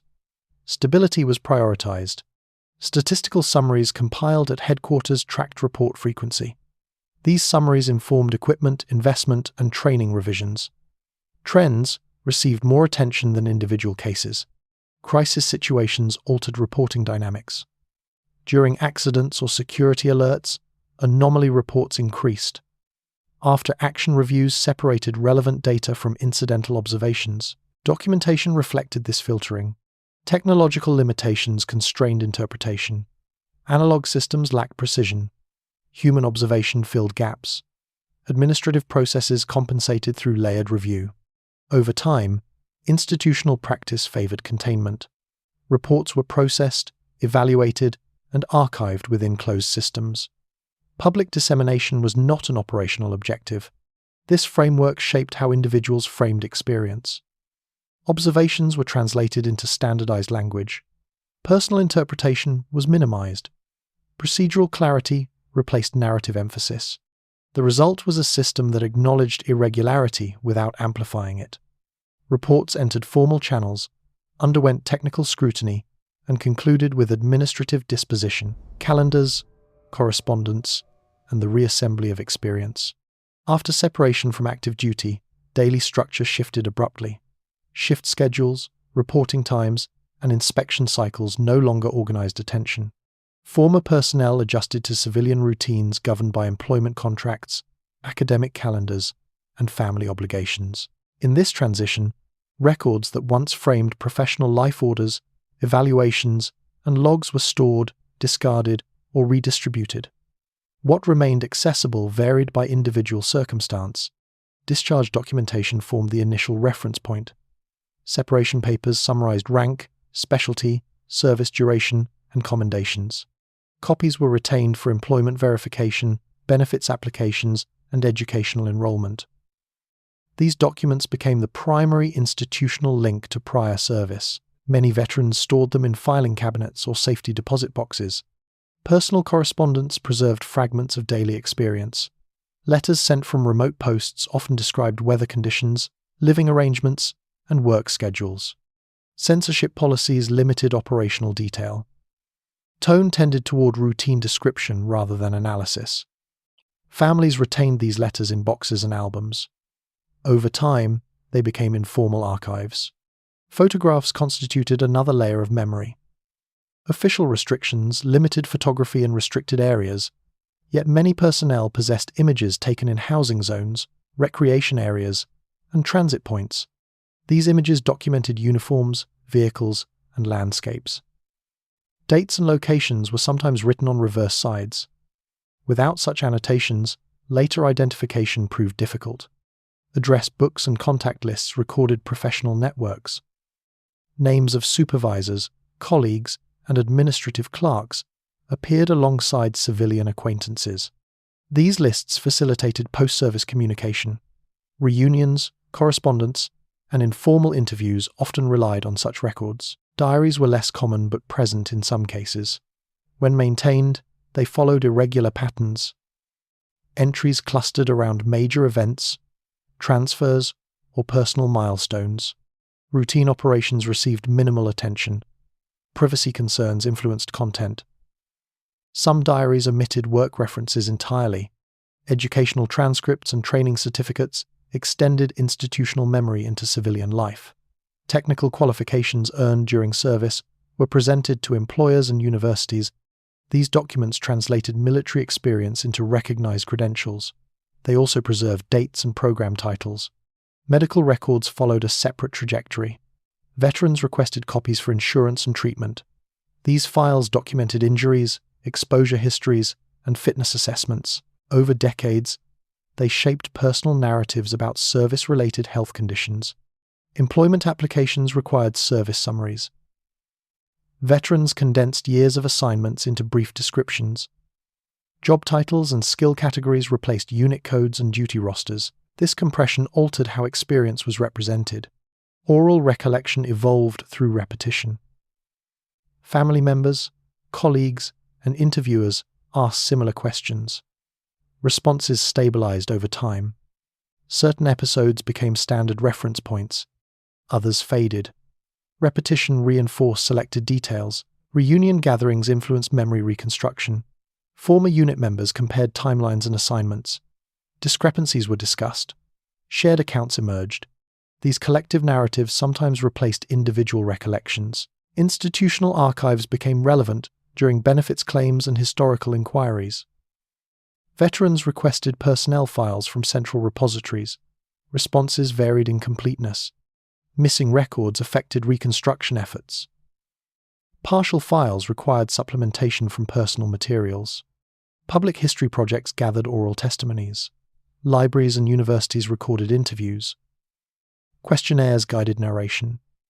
Interviewers encouraged chronological organization. These formats shaped presentation. Personal emphasis shifted toward coherence. Media representations affected self-perception. Documentaries, books, and news features portrayed military service through selective lenses. Veterans compared their experiences to these portrayals. Some adopted prevailing frameworks. Others resisted them. Technological change altered record access. Digital databases replaced paper repositories. Online portals enabled retrieval of service summaries. Scanned documents circulated. Metadata standardized formatting. This process both preserved and simplified records. Time influenced interpretive distance. Events initially perceived as routine acquired symbolic weight. Minor incidents gained prominence. Administrative conflicts became narrative anchors. Memory reorganized around perceived significance. Health and aging affected recall. Sensory detail diminished. Chronological ordering became more difficult. External prompts, photographs, letters, official notices assisted retrieval. Caregivers sometimes participated in reconstruction. Legal proceedings occasionally required testimony. Veterans prepared statements referencing service history. Attorneys consulted records. Affidavits formalized recollections. These documents emphasized verifiable dates and assignments. Academic research engaged selected participants. Sociologists and historians conducted structured interviews. Coding systems categorized responses.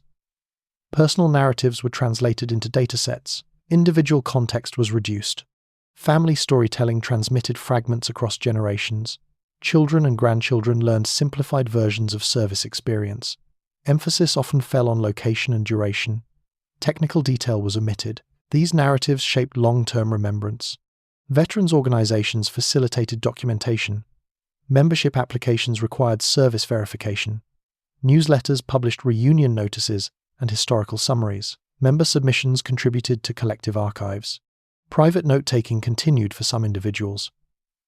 Retirement planning, memoir drafts, and correspondence with researchers generated new records. These materials sometimes combined memory with documentary reference. Contradictions emerged between sources. Letters conflicted with official orders. Photographs lacked clear dates. Personnel files omitted temporary assignments. Resolving discrepancies required triangulation. Some inconsistencies remained unresolved. Emotional context influenced narrative framing. Periods of isolation or stress received greater emphasis in later accounts. Routine stability was minimized. This selective weighting reflected retrospective evaluation. Language usage shifted over time. Technical jargon faded. Civilian terminology replaced institutional phrasing. Descriptions adapted to audience familiarity. This translation altered nuance. Memory gaps were filled through inference. Veterans reconstructed sequences based on known schedules and practices. These reconstructions were plausible but not always verifiable. Distinction between recall and inference blurred. Written memoirs represented formal consolidation. Authors organized experiences into chapters and themes. Editorial processes shaped content. Chronology was adjusted for clarity. Supporting documents were selectively cited. Publishers encouraged narrative cohesion. Fragmented recollections were streamlined. Redundancies were removed. Contextual explanations were added. Reader feedback further modified memory presentation. Public response highlighted certain passages. Authors emphasized these in later editions or interviews. Less noted material receded. Archival donations institutionalized personal records. Veterans deposited letters, photographs, and diaries in libraries. Cataloging imposed new order. Access conditions regulated use. Personal materials became research objects. Digital platforms expanded dissemination. Forums and social networks enabled sharing of recollections. Posts prompted responses from peers. Collective reconstruction occurred in real time. Accuracy varied. Temporal distance reduced immediate verification. Witnesses passed away. Facilities closed. Equipment was decommissioned. Physical reference points disappeared. Commemorative practices reinforced selected narratives. Memorial events, plaques, and publications highlighted specific missions and periods. Individual variation was minimized. Official memory crystallized. Educational curricula incorporated simplified accounts. Textbooks summarized operational history. Personal experiences were abstracted. Students encountered generalized narratives rather than detailed records. Psychological studies examined recall processes. Researchers documented how stress, routine, and hierarchy affected memory. Findings contextualized veteran narratives without validating specific content. Freedom of information requests reopened some archives. Declassified files provided new data. Veterans compared these releases with recollections. Some alignments occurred, others did not. Private correspondence with researchers generated additional records. Clarifications, corrections, and supplements accumulated. These exchanges reflected ongoing reconstruction, time-compressed sequences. Long assignments merged into single episodes. Multiple supervisors became one composite figure. Geographic transitions simplified. Narrative economy shaped memory. Institutional language persisted in fragments. Phrases from orders and manuals resurfaced in recollection. These linguistic traces indicated procedural embedding. Public interest cycles influenced engagement. Periods of heightened attention produced renewed documentation. Lulls reduced activity. Memory work followed these rhythms.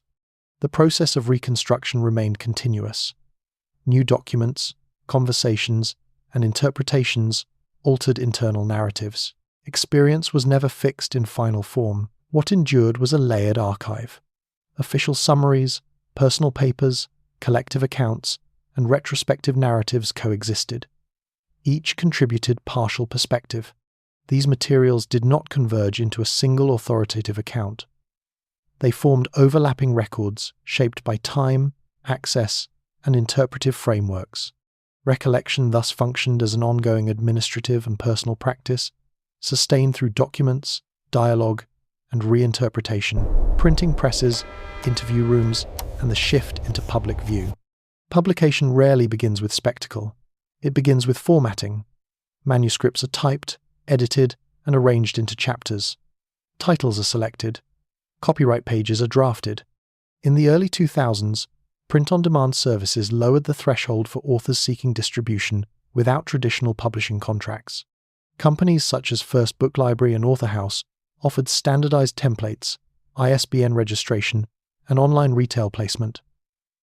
Authors submitted digital files and paid production fees. Copies were printed as orders arrived rather than in large press runs. Charles James Hall's Millennial Hospitality first appeared in November 2002 through this system. Retail listings identified it as a memoir recounting service at Nellis Air Force Base and surrounding facilities during the 1960s. The author biography accompanying later volumes summarized his enlistment from July 1964 to May 1968, and his subsequent academic training in nuclear physics.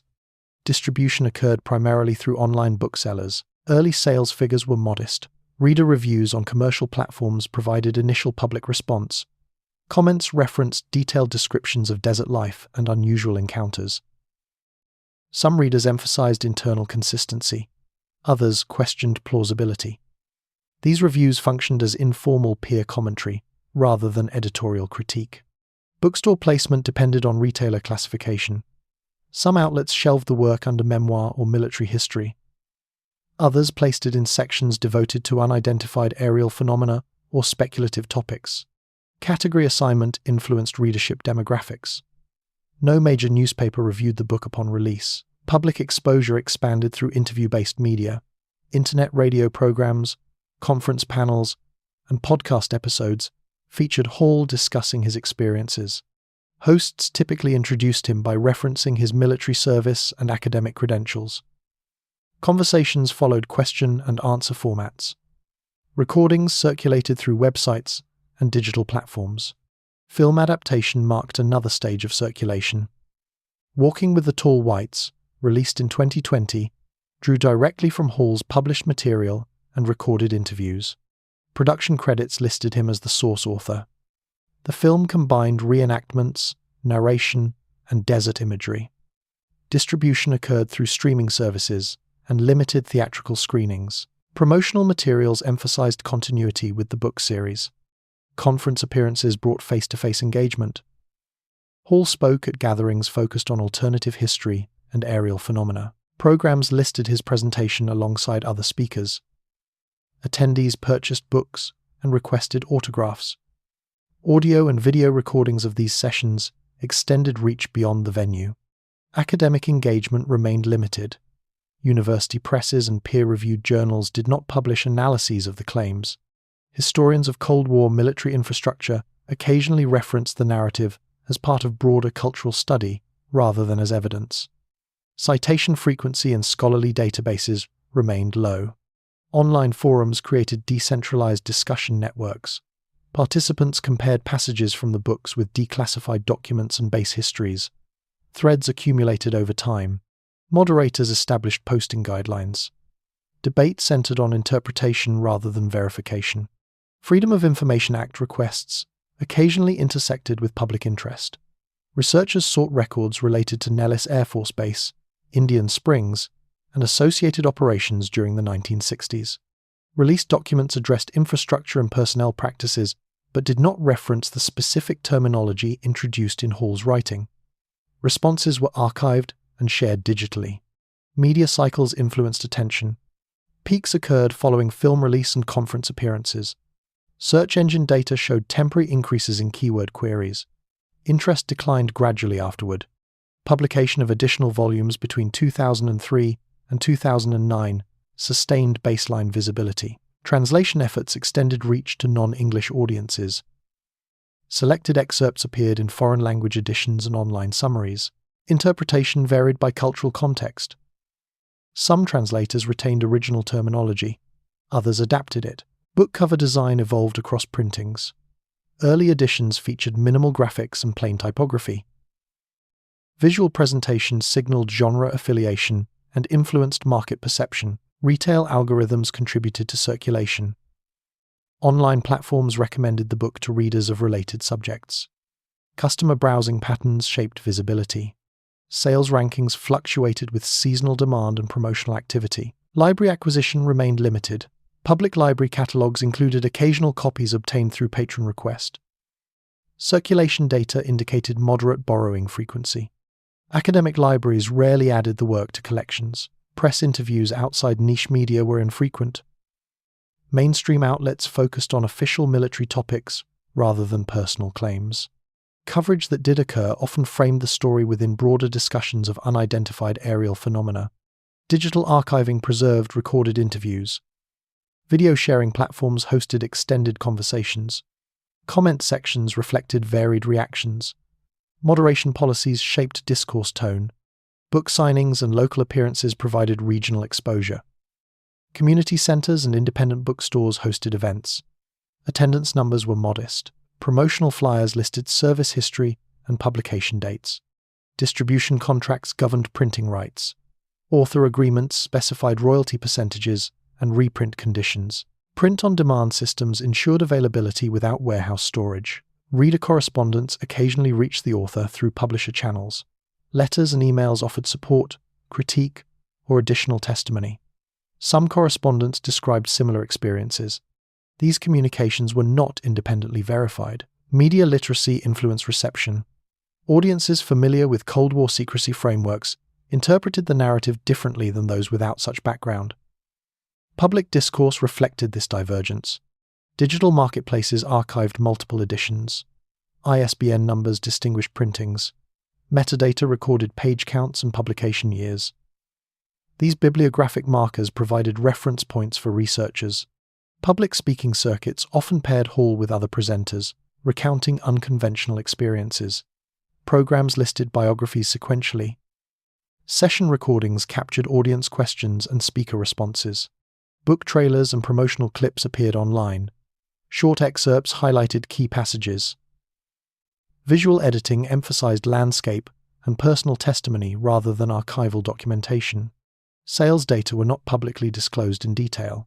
Online ranking indicators suggested niche market performance. Reprints indicated sustained, though limited demand. Educational curricula did not incorporate the narrative. Secondary and tertiary institutions referenced official military history texts instead. Student engagement occurred primarily through independent exploration. Podcast transcripts archived spoken material in searchable form. Researchers cited these transcripts when analyzing narrative evolution. Variations between spoken and written accounts were noted. Public discourse thus developed through interconnected channels. Print-on-demand publication, interview media, film adaptation, conference presentation, and online discussion. Each stage preserved core elements while adjusting tone and emphasis. Exposure remained concentrated within specialized communities rather than broad national media. Distribution patterns reflected market segmentation. Private recollections that began in isolated postings entered public space through formatted manuscripts, recorded interviews, and digital dissemination. Circulation followed commercial and technological pathways rather than institutional endorsement. Publication, adaptation, and online exchange carried the account beyond its original context, situating it within contemporary media ecosystems while retaining its author-centered origin, land records, sediment layers, and long-term presence. Desert terrain preserves history differently than forest or coastal environments. Wind shifts surface material. Flash floods rearrange dry channels. Sediment accumulates slowly in basins and washes. Over long periods, these processes create layered records that can be examined through geological sampling and land surveys. Southern Nevada has been mapped extensively since the late 19th century, producing overlapping data sets that document surface change and land use. Geological surveys conducted throughout the 20th century describe a region shaped by tectonic uplift, volcanic activity, and erosion. Rock formations in the Nellis and Indian Springs area date back hundreds of millions of years. Basalt flows, limestone beds, and alluvial deposits form visible strata. These features are catalogued in United States Geological Survey maps and mineral assessments. None indicate unexplained large-scale habitation structures predating known settlement. Archaeological fieldwork provides a separate record. Systematic surveys began in the region during the early 20th century and expanded during the 1950s and 1960s as federal land management increased. Researchers documented petroglyphs, stone tools, habitation sites, and seasonal camps associated with indigenous groups, particularly the Southern Paiute. Radiocarbon dating places many of these sites within the last several thousand years. Excavation reports describe temporary shelters, hearths, food processing areas, and water management features. These remains correspond to known subsistence patterns based on hunting, gathering, and seasonal migration. Artifacts are catalogued in regional museums and university collections. No evidence of technologically advanced or structurally distinct settlements appears in these records. Land grant and survey documents from the 19th century record the transition to Euro-American settlement. Military expeditions, railroad surveys, and mining prospectors produced detailed maps. These documents list springs, trails, and encampments. Place names such as Indian Springs reflect recorded usage rather than undocumented occupation. Homestead filings and grazing permits further document land allocation. Mining records add another layer. Prospecting activity increased after the 1850s. Claims were registered, tunnels excavated, and shafts mapped. Geological cores taken during mining operations preserved subsurface data. These cores reveal natural stratification without signs of buried artificial structures beyond known installations. Hydrological studies identify long-term water sources. Springs, aquifers, and seasonal streams supported both indigenous and later populations. Monitoring records track changes in water tables and flow rates. No anomalous infrastructure appears in these datasets. Water management remains consistent with known historical practices. Aerial photography expanded documentation after World War II. Systematic overflights captured high-resolution images of desert surfaces. These images were archived and periodically updated. Analysts used them to monitor erosion, construction, and vegetation. Comparison across decades shows gradual modification associated with roads, airfields, and test facilities. Satellite imagery introduced additional precision. Beginning in the 1960s and expanding in later decades, orbital platforms recorded surface conditions. Multispectral analysis identified mineral composition, soil moisture, and structural features. These datasets support geological and environmental research. No unexplained large-scale formations have been identified. Environmental impact assessments conducted for military and civilian projects include extensive baseline surveys. These studies document flora, fauna, soil composition, and cultural resources. They are required before construction or expansion. Reports from the Nevada Test and Training Range consistently reference known archaeological sites and geological features. Indigenous oral histories contribute contextual knowledge. Southern Paiute narratives describe seasonal movements, sacred sites, and resource areas. These accounts correspond with mapped locations and archaeological findings. They emphasize continuity of human presence within documented timeframes rather than unknown ancient civilizations. Settlement records from the 20th century reflect gradual development. Census data, school registers, and property records track population changes in Indian Springs and surrounding areas. Military expansion accelerated after 1940. Housing tracts, utilities, and transportation networks were constructed and recorded. Documentation remains extensive. Infrastructure projects required land clearance and excavation. Airstrips, radar installations, and underground facilities involved significant earth moving. Construction reports and engineering plans describe encountered materials. Soil and rock profiles were logged. No anomalous layers beyond expected geological sequences were reported. Radiological monitoring following nuclear testing produced detailed subsurface analyses. Drilling programs sampled deep strata. Scientists recorded stratigraphy, permeability, and fracture patterns. These records remain among the most comprehensive geological datasets in the region. They reflect natural formations and human-made test cavities. Historical climatology studies reconstruct long-term weather patterns. Tree ring analysis, sediment cores, and pollen samples reveal environmental change over thousands of years. These reconstructions show cyclical droughts and wetter periods. Human adaptation followed known regional patterns. Land management agencies maintain continuous records. Grazing permits, wildlife surveys, and conservation plans track ecological conditions. These documents reflect gradual change rather than abrupt disruption. Long-term habitation traces correspond to documented cultural groups. Urban planning archives record post-war development. Utility corridors, communication towers, and residential zones appear incrementally.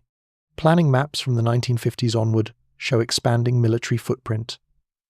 Museum collections preserve material culture. Artifacts recovered during surveys are catalogued with provenance and dating. These collections provide physical evidence of past presence.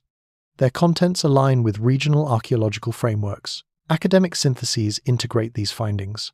Geological, archaeological, and historical studies converge on consistent timelines. Human presence is documented within known cultural periods. Environmental modification corresponds to recorded industrial activity. Speculation about ancient advanced habitation often references perceived gaps in records. Examination of survey coverage shows dense documentation rather than absence. Areas of restricted access were studied through controlled programs. Data were archived under security regulations but followed scientific standards. Declassification initiatives released portions of these archives. Environmental and geological data became available to researchers. Independent review confirmed consistency with earlier interpretations. Land ownership transitions are traceable. Federal acquisition, military reservation establishment, and lease agreements are documented. These records identify previous land use. No unexplained transfers appear. Comparative regional studies reinforce these conclusions. Adjacent desert regions in Arizona, Utah, and California display similar archaeological and geological profiles. Patterns of habitation and resource use remain consistent across boundaries. Cultural resource management programs continue monitoring. New construction triggers surveys. Findings are integrated into existing databases. Updates refine understanding but rarely overturn established chronologies. Remote sensing technologies now allow subsurface mapping through ground-penetrating radar and magnetometry. Surveys conducted near installations detect buried utilities, foundations, and test-related structures. Results match construction records. Public land records remain accessible through multiple agencies. Researchers cross-reference databases. Discrepancies are investigated. Corrections are issued. The system emphasizes transparency within regulatory limits. Historical maps, satellite imagery, excavation reports, and oral histories form overlapping archives. Each source type carries limitations. Together, they provide cumulative perspective. No dataset indicates continuous habitation predating known cultural groups by technologically advanced populations. Evidence supports layered human presence, shaped by environment, migration, and recorded development. Regional history reflects adaptation to arid conditions, intermittent settlement, and later militarization. Change occurred through documented processes. Infrastructure replaced seasonal camps. Testing facilities overlaid grazing lands. The desert retains traces selectively. Stone, metal, and concrete persist. Organic material decays. What remains reflects known activity patterns. Interpretation depends on methodology. Geological cores, radiometric dating, and spatial analysis provide measurable reference points. These methods underpin contemporary understanding. Long-term continuity in the region is visible through stable landforms, recurring water sources, and repeated use of specific corridors. Movement followed predictable routes shaped by terrain. Human records, environmental data, and material remains converge on a coherent chronology. The landscape preserves history through gradual accumulation rather than hidden discontinuities. Southern Nevada's documented past emerges through thousands of intersecting measurements, surveys, and archives. These sources define the limits of what can be verified. Within those limits, habitation, development, and transformation are traceable. The record remains open to refinement but anchored in extensive empirical documentation. Geography, sediment, and administrative record together frame what is known. They establish continuity through evidence rather than assertion. The region's history remains visible in layers of stone, paper, and data, forming a cumulative account shaped by measurement, preservation, and review. If you found this interesting, make sure to subscribe and turn on notifications so you don't miss what's next. Like the video to support the channel and help us keep going. Share your thoughts in the comments below.